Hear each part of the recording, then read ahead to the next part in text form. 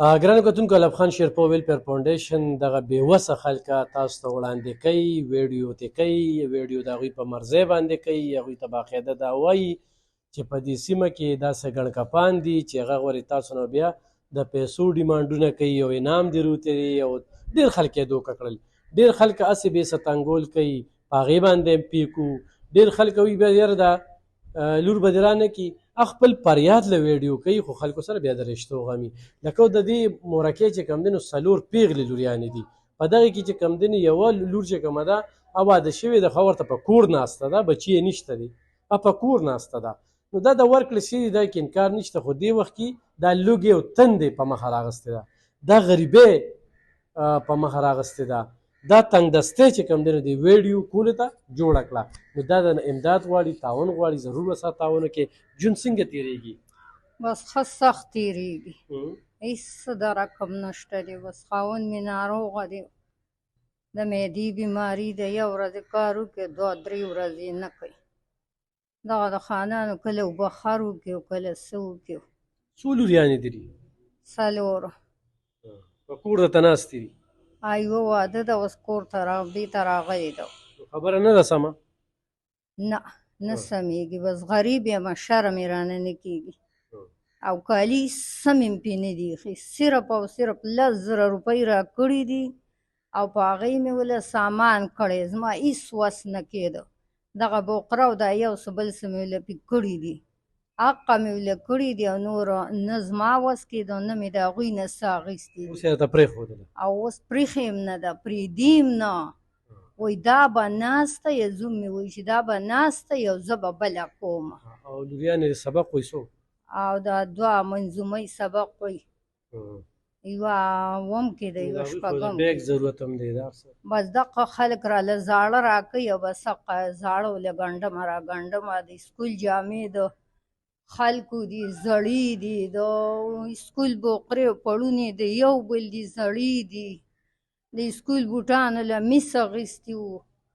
بس دغه یو بل راسه امداد کوي او دغه زاړه ماړه به سکول ته چې داسې ځي نو څه پیسې ورکوي؟ نه، ډکي ته د میرآباد نه پیاده ځي، دغه 10 روپۍ اوس راسنۍ چې ورې کړمه، پیاده ځي او پیاده راځي دواړه.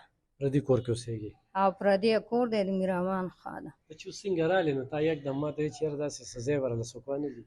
نو بس که چا له خدای وس ورکړی چا راله زه یې واخیست او کور یې راله جوړ کړو، نو ډېرې دعاګانې به ورته کوم. نور کور کې خوراک څښاک څنګه وي؟ نور کور کې بس دغه لو م کړی 2-3 بوجۍ اوړه دي او بس دغه سپوره خورو، نور هېڅ هم نشته دی.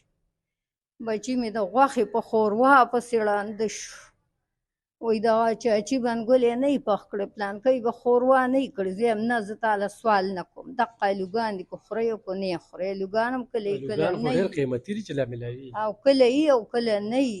خو دا پیغلې لوریانې درته دا وایي چې سره بېګام د سور چیسه ډوډۍ سړه وخوړله او ګوړه هم راکه نشته. اوس مې اور بلاو بمال چې نه چیني شته او نه ګوړه شته، ایسته مې چای پرېښود او دې خوا رالم. زه درته ړکې رالم، زه درته چای وښودم. بس زه خو ستا د پروګرامونه اورم، سهاره مونږ رالو خو ته نه وي. بچې ژوند سخت دی، تکلیف دی؟ دا چپړې چې په خپور دي دا په کور کې او د چای او 2-3 زاړه ټیمان دغه وو، دا ټیمان هم خرڅ کړو، دا چپړې مو له واخیستې. 3 میاشتې دې شلېدلي چپل په خپو کړي. الله به دې انشاءالله د لوریانو په وجه تقدیر بدلوي. اوس ښه بس دعاګانې به ګرانو کتونکو 0312 99 037 80 په دې ورته یخ پنې رابطه کولی شي. په دې باندې زمونږ ایزي پیسه او زمونږ اکاونټ نمبر ومي، خو زمونږ په لاسو باندې کوئ نو دې زنانه له مونږ کور ته وړی شو. یو سړی وي زمونږ په لاسو ورته ځای اخلي نو بلکل ورته اخیستی شي. خپلې بچې وګڼئ د دې لوریانې، سکولونه وایي خواهش یې دی، خو سرکاري سکول کې وایي څونه مزل دا پیدل کوي، د 10 روپو وس یې نه کېږي. او نورې خبرې تاسو واورېدې، ضرور ورسره تعاون وکړئ، بې ځایه یې مه تنګوئ. امداد له دا ویډیو کړی ده، مننه.